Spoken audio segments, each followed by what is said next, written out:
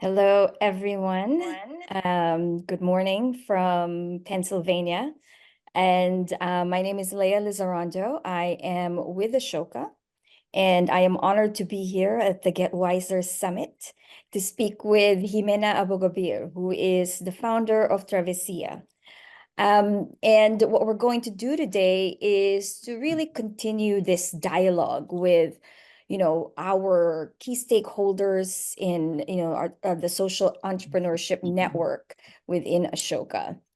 And, continuing this beautiful space that we've created to reflect, to celebrate their successes and share their personal journeys in their own voices.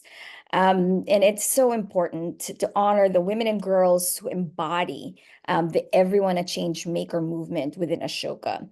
And these are the women that are leading transformative systems change across different spheres of our society. So in this segment that I am so excited about, again, I'm going to speak with Ximena, who, and it's really in the goal of asking the question of how do we foster a dynamic and inclusive discussion that celebrates the unique experiences, achievements, and contributions of older women entrepreneurs. As most of us know, population is going to change radically in the next 50 years, where there will be more older people than ever before. And this is testament to, how we have, made advances in medicine and science, in longevity. And I think the biggest questions that we are asking at Ashoka is, how can we make a lifespan a health span? How can we make sure that we live our lives to the fullest and we are able to participate, as we grow older, and remove the barriers and the perceptions that we give older people, which is, that they are not relevant as voices. And, there's this, vision of older people as in their twilight years, which is a great visual. And unless along with it, there is a perception that the twilight years are the years we don't participate anymore. So I am so happy to introduce Ximena to everyone. And Ximena, I would love for you to tell a little bit about yourself, but first allow me to share your accomplishments. So Ximena Abogabir is a journalist. She is 76 years old. She is the founder of Porta Advertising and of Casa de la Paz Foundation, where she worked for 35 years promoting issues related to sustainability. About 7 years ago, together with other older people, they co-founded Travessia, a B Corp with the purpose of making it possible for human beings to continue developing their potential throughout the different stages of life. From there, they promote the empowerment of older people, support companies in their relationship with older people as clients, collaborators, and surrounding communities, and influence public policies. She is currently a member of the executive secretariat of the network Voces Mayores, as well as various advisory boards both in Chile and Latin America. Advisory Board of Guerreros Chile, CNN Futuro, the Silver Economy Forum, and the Innovation Council of the Gabriela Mistral University. She is also author of the book Palabras Mayores, Intuitions, Urgencies, and Proposals for a New Longevity. So I am so honored to welcome Ximena. Thank you, Leah. I'm so honored to be here. I love the title of this event, Get Wiser for Women. And as the last speaker mentioned, you have to get together a group of women and magic will happen. Everything will happen. So, well, as I said, I'm delighted to be here. Travesía 100, which means the journey to 100. Everything happened when I was 70 years old. Now, as you mentioned, tomorrow I'll be 77. It's my birthday.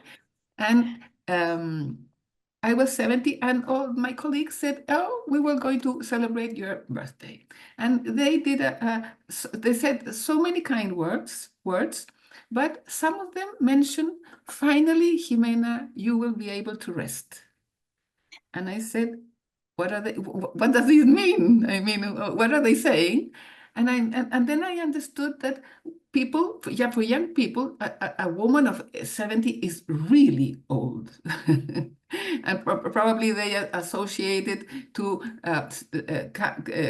sticks and diapers and all that stuff. And so I said, it's not a time of rest, it's a time to reinvent myself. And I started to understand what was going on with aging. And then I found out that only 20% of the people who were over 60 needed to be assisted. And so I fell in love with the other 80%, those people who did not need to be assisted and were determined to be a contributor. And I said, well, that is what we have to work now. And we founded Travesía 100. The main idea was to broaden our scope of age because of, yes, some people are really sick and really need assistance, but let's not assist or close the doors for those who want to be contributors, or we will get added to the 20%. And we will have a very important problem for younger people who will have to support us. Second, when I was fortunate enough to be invited to the round tables that Ashoka organized around new longevity during the pandemic, I said, that's the issue. Let's not speak of aging, which is associated to what I miss. Let's speak about longevity, which is what I win. For example, freedom. Nobody speaks about that. Another thing that we did is understand that what was important was not how many years I have ahead, but how will I live them and what for? What is my purpose? Because it is known that that is what makes you happy. And finally, understand that at 60, the legal retirement age for women in Chile, you have maybe 40 years ahead. So you need to prepare yourselves for that trip and understand that maybe you won't get to 100, but you will have a good time, and you will have left something important for humanity in that time. With that story, today we are 4,500 people who said, hey, I'm interested, that reflects me, that inspires me, I want to be part of it. And one common story in most of them is that we need, can, and really want to work, to keep on going for different reasons. For example, one is that I want to keep on learning, because if not, I will lose track of where all the rest of the people is. Or I don't want to be isolate myself, because if not, I will not go out. My world is going to be smaller. But on the other hand, many people, the most important was that my pension is not enough. And even if I have savings, they will not last until 100. And maybe I will get there. So there's a problem. If I can work, I must do it. And I want to do it to keep myself up to date. But finally, the last issue was, especially men, 77% of the men that we interviewed said that for them, they understood that people who don't work are less valued by society. So it's a matter of dignity. So for all those reasons, we decided to come up with Travesía 100, and it has been a wonderful journey. That's And of so course, I don't fantastic. repent myself of not sitting myself in the rock chair 7 years Yes. ago. Yes. And it's true what you say about young people, because even when I was younger, I remember when my mother turned 40 and I thought she was so old. And now I'm 50. And I think I am not anywhere close to what I thought what getting older was. Yes, And that's I, funny. right? And It's funny because people say an older person is somebody who's 15 years more than I do. For example, if you're a student of 15, you will say an old people is somebody who's 30 and go on. And when you get near to that age, you stop pushing it because that's the way you feel. Yes, exactly.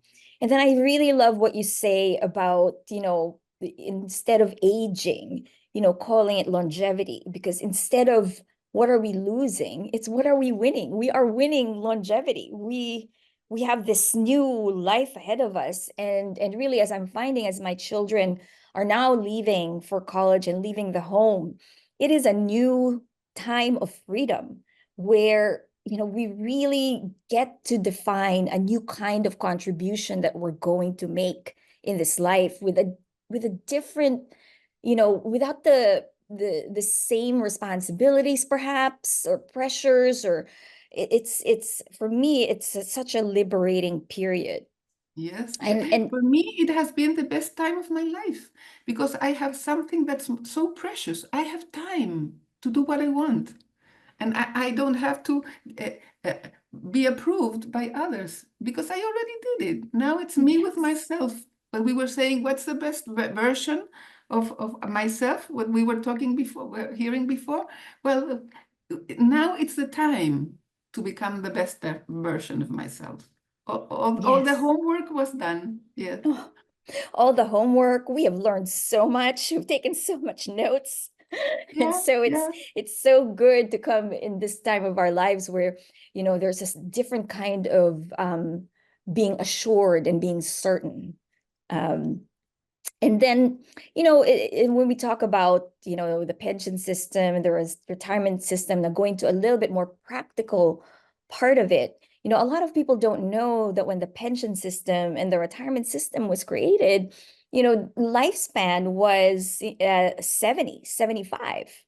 And now, as you said, we could look forward to 40 more years. And so there's certainly a different way of looking at this period, both practically and both as how we approach it ourselves. Um, and again, what you said about dignity is so important. Being a contributor has a lot about, our self-determination, and and there's this resistance to viewing older people as simply needing help. This kind of I would say, you know, even paternalistic view of how we manage older people. Now, tell me One a thing. little bit about, some of the things that Travessia does. Uh, one of the things is that we do three things. We empower older people because we have to believe that we can. Mm-hmm. For example, technology, that's something we have to get rid of, being afraid of technology, because now it's easy and so necessary. Second, we act as consultants for private companies in the relationship with senior people, and we work to influence public policy. Mm. Those are the three things we do. And so in But I relation to, want to go back to when you mentioned purpose, because there's a very yeah. famous Harvard study Mm. that and tried to understand what was the most important issue that turned into happiness for people at the end, and it was Yeah. purpose. So it's Yeah. not just a matter of doing good; it's being happy, having a full life. So very Right. important. Yeah. Waking up in the morning and having Yeah. something to look forward to. Yes. Right. And not Yeah. feel myself as a burden for society and for my family. Very much so. Yeah. So, in working with companies, what have you learned by engaging older people in the workforce? What is changing for them at this time and for the companies that you work with? Well, it's not an easy issue, and it's happening all over the world. No country is prepared for how quick came the demographic change. And so we could say that the actual context for the world is not very favorable because we have so many urgent problems like financial crisis, wars, unemployment everywhere. And so having another problem, which I don't see as an immediate crisis, I consciously try to put it away. Don't bring me another problem. I'm trying to survive as a company or whatever. And so Mm, the context, it is not helping us. But on the other hand, is that for politicians, aging requires medium and long-term systemic solutions. And politicians in these times need quick wins. Let's get going. Sexy measures. And it's not, aging is not immediate, and second, it's not sexy.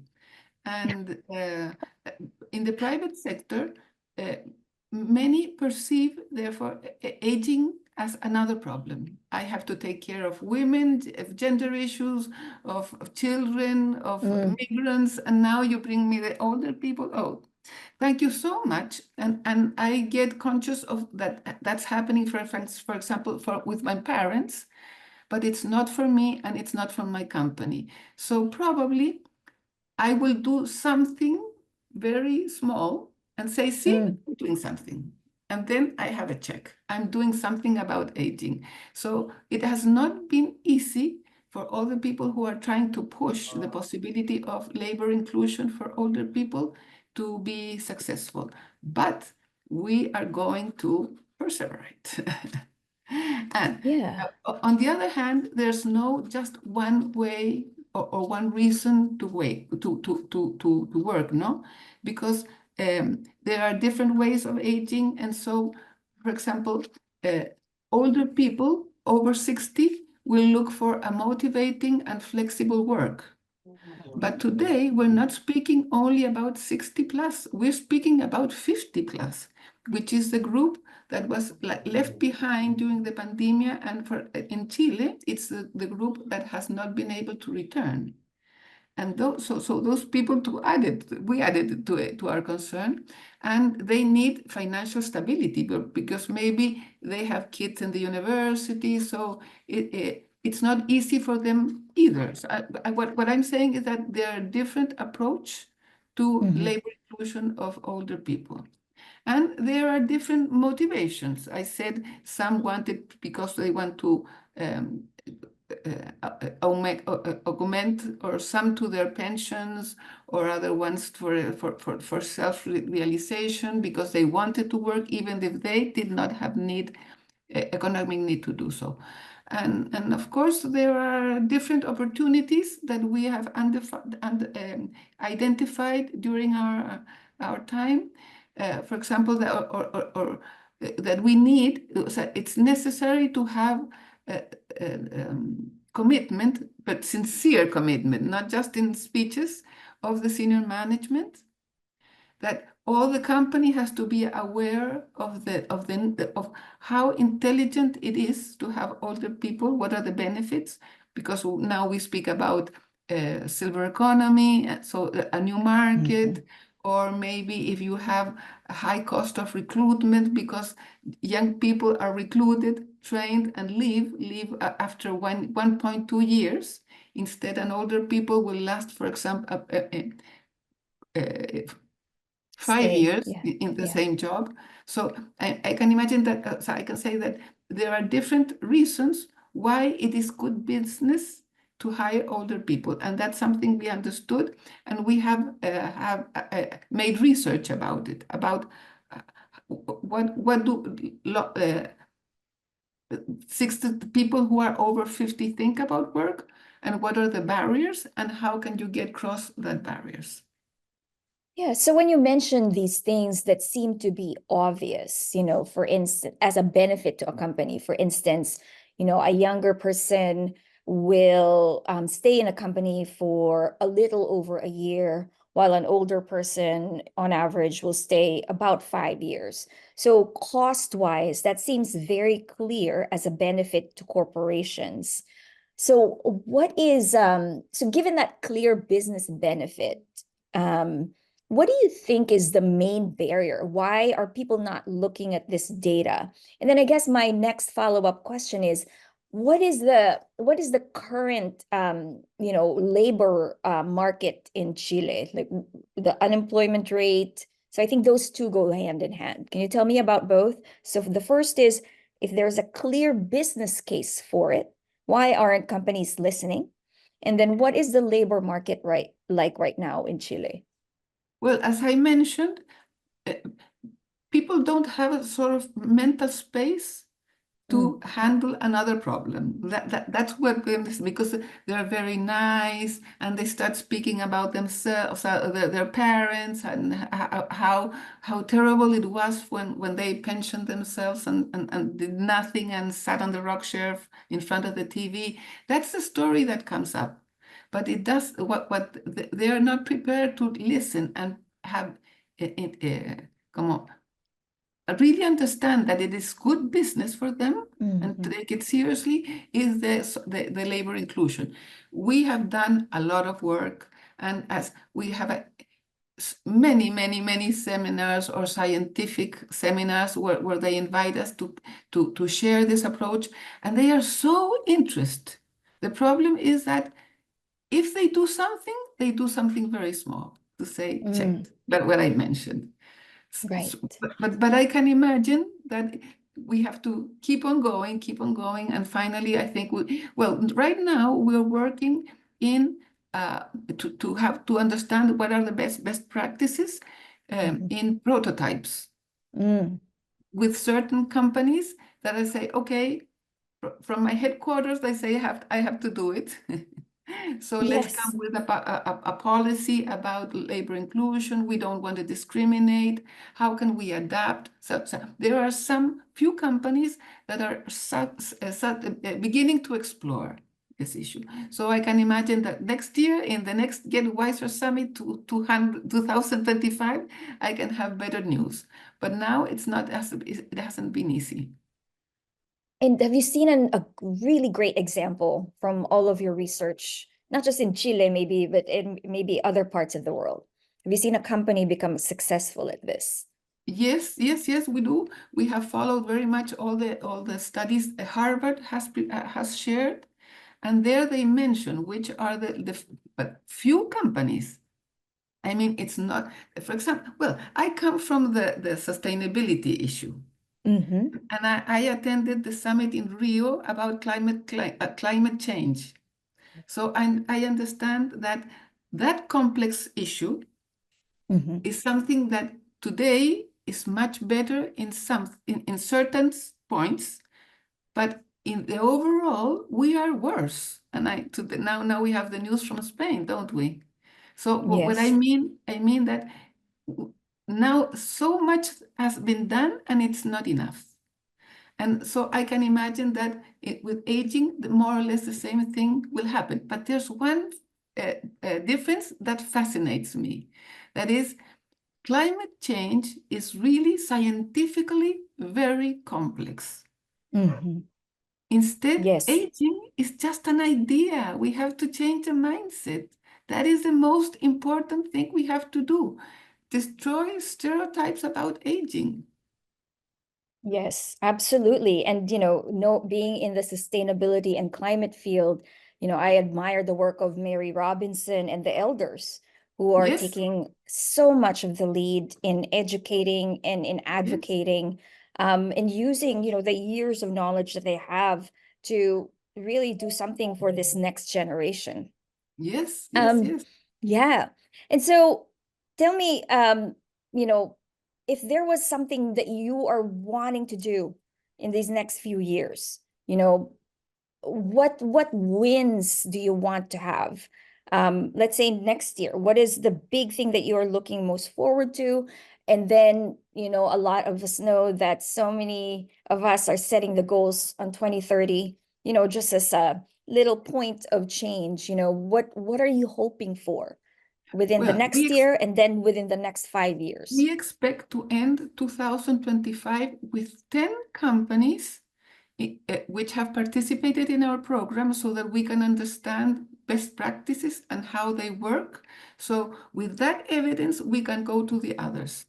But I have a wonderful news about changing the mindset is that last month, now we published a guide for communication for the communication and marketing industry, together with the industry, newspaper, television, advertisers, advertising agencies, all of them together. And we agreed with one guide that there were universities participating, saying, hey, this is important and we are not doing a good job. So they added, because they have a anti-discrimination código. How would you say código? Yeah. Their roadmap. And Yes. now they added age among women and migration and all the subjects that could have to be taught in a very delicate way, in a very profound way, because they know that communication is what most influences the values of society. So that's something that makes me so proud, because I think that's sort of the most important thing to change the mindset of the people. And I think that the main barrier, or maybe the only real value, is the mindset. It is. You're right. It is the mindset. But as you know, as Travessia is doing, we have to approach it from many different directions. Yes, The yes, yes, mindset, companies, and policy. And I want to yes, get your thoughts before we end on something that we are doing at Ashoka. So, we know that we have this big commitment to new longevity and the contribution, ensuring the contribution of everyone, of not only older people, but of women, of people with disabilities, of minorities. Um, and one of the things that we're doing is, and then on the other side of that, there is the problem of climate, which is affecting everyone. And one of the things that we are doing is we are proposing this policy change all over the world, that we should reduce the cost of people working, right? Which is taking away maybe payroll taxes, right? So that companies, when they're hiring people, don't have as high of a cost. And maybe that removes some barriers. And then we tax things that impact the environment instead.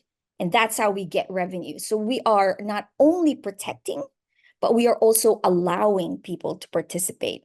And yes, that's something that, what are your thoughts, quick thoughts on that before we go? And then, yes. I want you to say your final words before we leave this segment. Well, what we're now pushing in public policy is to change the legal contract for work of older people. Because people, let's say 60 plus, don't want to work full time the way we worked as a generation. We worked too Yes. much, and definitely we lost much of our life balance. But the laws don't allow you, because if not,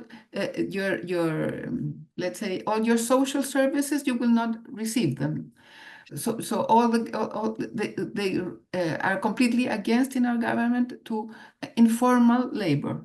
So how do we come to a contract that protects the worker, but on the other hand suits this need of people to have a balanced life? And I Yes. think that's good for not only for older people, for everyone. For everyone, for Yeah, mothers, for people yeah, again who might be disabled and need alternative work arrangements.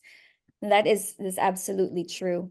So yeah. Ximena, thank you so much for being with us today. Before we end, I want you to leave our audience with, kind of your final words. What message do you want to bring across to everyone? Well, for me, I feel that the way we understand work is something that has to do with past centuries. I start working in one company, and there I am all my life doing the same thing. That's over.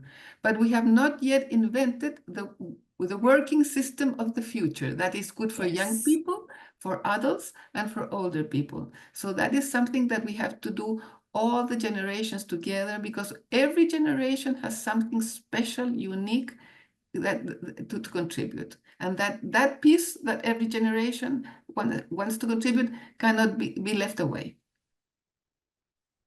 Thank you so much. It was such a pleasure and such an honor to meet you and get to talk to you, Ximena. I admire your work so much, and I look forward to working more with you at Ashoka. Thank you so much, Leah. The same for me. And goodbye to everybody who's participating. Great job.